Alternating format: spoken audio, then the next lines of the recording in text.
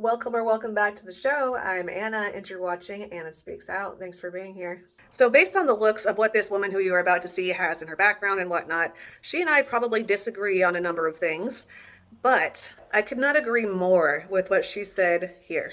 Emily King.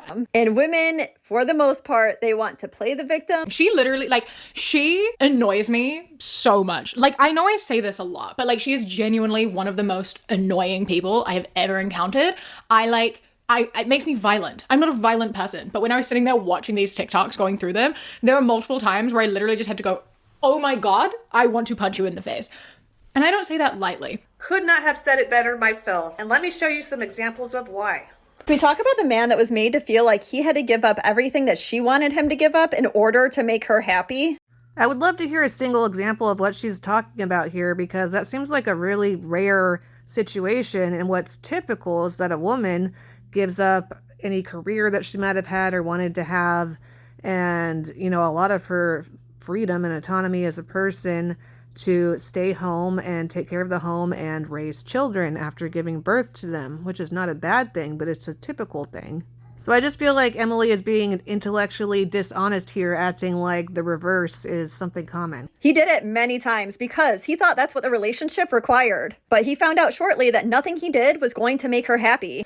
So this is just something that happens to people who end up with narcissistic abusers in general, and her trying to use it as a way to pit men against women is just really annoying and also toxic to society. That man is never doing that again. Can we talk about the man that was once vulnerable and cried in front of his woman? The thing that us women tend to dream of our man being willing to do. And in response, she saw him as weak.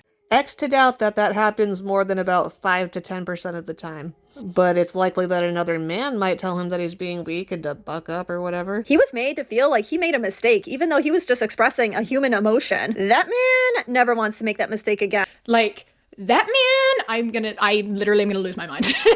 I have to hear you say that one more time. Same here, absolutely.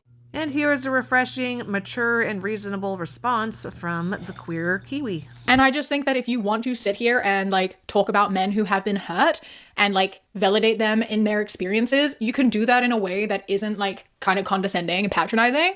And you can actually have a conversation and be serious for a minute. Thank you again so much for being here today. Since you liked the video enough to make it all the way to the end, don't forget to click the thumbs up and share it with somebody else. If you're not already, go ahead and follow me on Instagram at AnnaSpeaksOut17 and on Facebook, where my username is Anna Charity. Thanks again for being here, and I'll see you in the next one. God bless.